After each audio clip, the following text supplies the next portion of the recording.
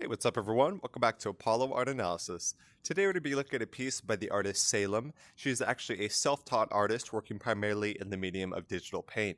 In this episode, we're going to be talking about diversity of color. We're going to talk a little bit about diversity of texture. We're also going to hit a little bit on the intersection of science fiction and fantasy, and then we're going to end it off talking about the path of her as a dedicated artist. So let's jump right into it. So whenever you first see this piece, you're likely caught by just the flood of color within this work. And this is mainly set within that kind of darker purple to that lighter blue and that dark blue as well. And all of those really give a striking and vivid introduction whenever you see this work. And it's kind of these twilight tones that really just bring you into the work in its initial introduction. So you have that kind of dark cosmic blue there. You have that kind of lighter lilac purple. You have a little bit of an amethyst type of color, and you have much more light blues over here as well. Of course, we also have these two massive eclipses that just take up a good about quarter space of the spatial composition here in the top right area.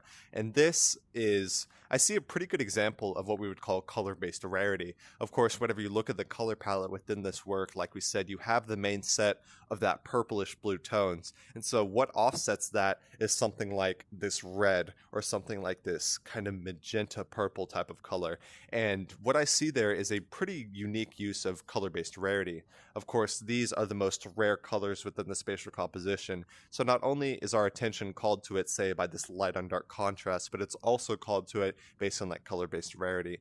And of course, red is always a very high attention color. It's a very visceral color, and it kind of pulls your attention to it with absolute ease every single time. So that color-based rarity is really what emphasizes kind of this top right region of the spatial composition, but also balances it in relation to this massive, say, purple and bluish color palette. So just some striking use there. And what I also see is a pretty unique set of diverse texture. So what you'll see here is you kind of have the hazy smoke of the ground here. You have much more, a little bit rough, but more smooth compared to the haze of this tree trunk here. You have that light dusted cosmic sky, and then you also have these kind of jagged and rough forms on the mountain here, what appears to be a mountain.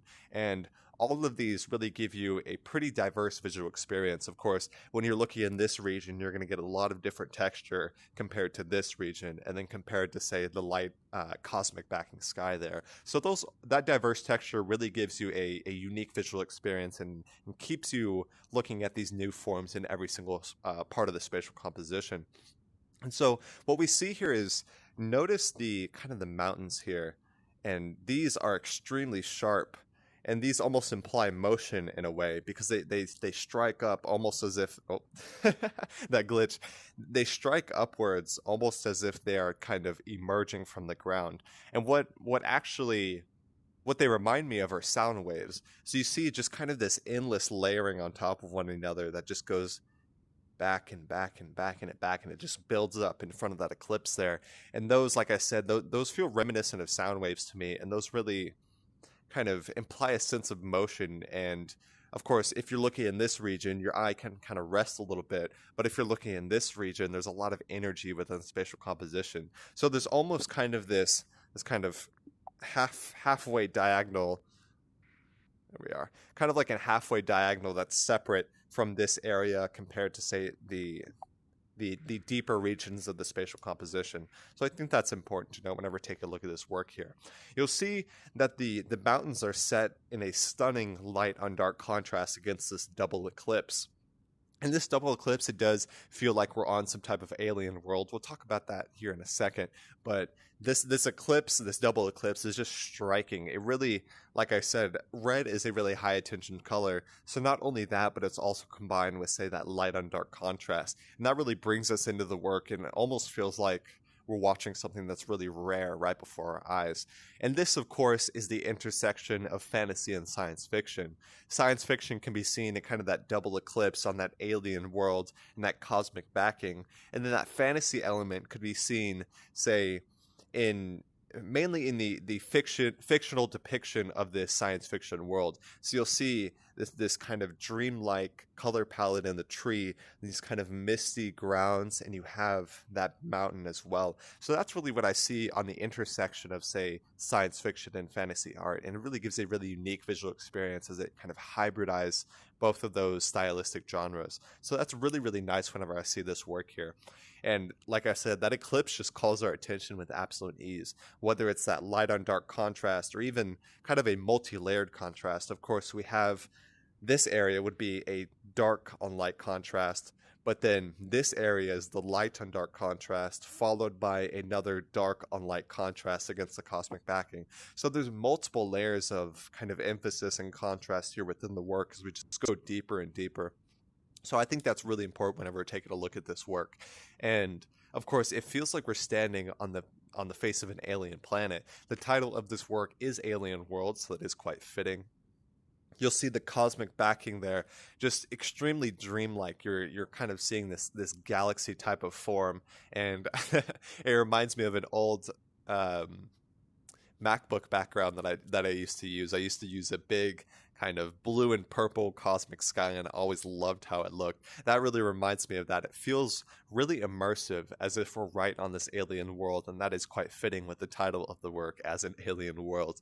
And so it feels like, it's hard to say how we got here. It's hard to say whether, what world or this new land holds for us, or why we're exploring it as well. But what is very, very clear is that this is a very fantasy and science fiction inspired work, and Salem does an incredible job at really immersing us within that visual experience.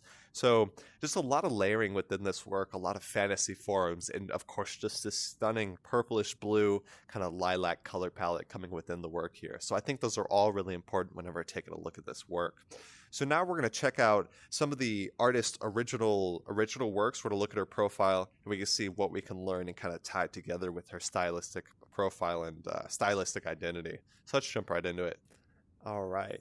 So here I am on Salem's Instagram profile here. You see she has about 227 posts, so it's quite clear she makes quite a lot of digital art. And whenever I'm taking a look at her work, the main thing that really strikes me is that fantasy element. She does a lot of, I guess what you call chimerons, kind of hybridized creatures of the human and the animal form. And what I also notice is just her colors. Stunning use of color. See, like this piece really draws me in. Kind of some Japanese influence there. It's clear she loves working with that stunning, vibrant color palette. A lot of color coming from her work. She likes the bright spatial compositions, say, in here, but she also likes the darker ones as well, say, within the work that we're looking at as well. Let's see if I can find the work here. Yeah, there we are. So this piece, of course, is really dark, but you compare that to something like this work, or you compare that to, say, something like this work, and these are really light in comparison. And so just a lot of fantasy forms coming from this artist, and it's clear she has a clear passion for all of that. And it's just some incredible colors, some incredible fantasy influence coming from this artist. So some really, really good examples there. She also has a Redbubble shop, and we'll talk about that here in a second to end off the work. Yeah, so like I said, she has a Redbubble page, and she actually has a ton of art on there. If you want to support her work directly and really allow her to keep creating at the scale that she does, like I said, she loves a lot of fantasy art. And if you find any of the works that really connect with you, consider checking out her Rarible. It's clear she works hard to really put that art in the form of merchandise so that she can support herself as an artist. So I wanted to make sure that I kind of directed everyone's attention to that Redbubble really, or any type of platform to really support the artist is incredibly important nowadays, especially how we try and call the viewers' attention on social media, and then we hope that people who like the art can then go support the artist directly. So I hope you guys enjoyed. If you guys like this piece, go check out some other ones. Like I said, she does a lot of fantasy forms, and she is a really, really good really, really good artist. Mainly what really draws me to her is her stunning use of color, that kind of fluorescent, kind of vibrant, a lot of mix. She does a lot of dark art as well as the light stuff. So I hope you guys enjoyed. Go check out some of her other works. Like I said, if you enjoyed this work, if you enjoyed any others, go consider checking it out on Rarible. I think you could get this on a t-shirt. You get this on a tapestry. There's a ton of different options for her work. So If you guys enjoy this piece, please consider supporting her directly so she can keep creating good art for everyone. So I hope you guys enjoyed. Hope you guys learned something. We talked about color-based rarity. We talked about textual diversity. And then we also talked a little bit about the intersection of science fiction and fantasy. So my name is Apollo. This was Apollo Art Analysis, and I'll see you guys on the next episode. We hope you enjoyed today's episode. If you'd like to support our work directly, please check out our Apollo community tokens. Apollo Art Exchange is an ecosystem of art appreciation which elevates artists each and every day. Thanks for listening.